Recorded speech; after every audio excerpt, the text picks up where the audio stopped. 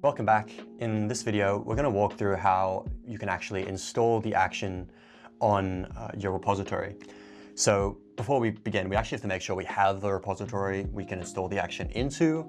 And for this video, we're going to be using that same repository we introduced in the intro video. Yep. So now we're going to jump into GitHub, our action here. If we scroll down to the quick start section, we can see that we've actually created an installation guide. So we'll copy this and then jump over to our terminal. So now that we're in our terminal, we're going to paste and run our installation script. Cool. We can see that the install script's already detected our repository. We're going to go ahead and confirm that now. And so next, we actually need to set up our server config. So there's two options here.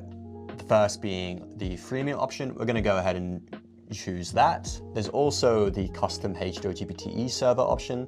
You can go and choose that if you have h2oGPTe installed in your company. So next, we have to create the API key secret. And the first thing we need to do is grab an API key from h2oGPTe freemium. So we're going to create a new API key and we're just naming it. Once we generate one, we can copy it and then head back to the terminal to get the link to GitHub where we're going to create the secret. And we're going to paste and name the secret h2oGPTe API key. Perfect. And when we go back, now we need to set up the API base as a secret in GitHub as well. So we can see that the install script's already given us the link. We're going to copy that and then go to the link in step 2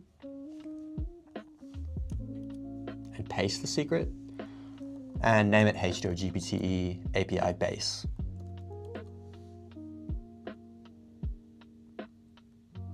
Perfect. So we're going to head back to the script. We can see that our setup is complete. Now all we need to do is commit the workflow.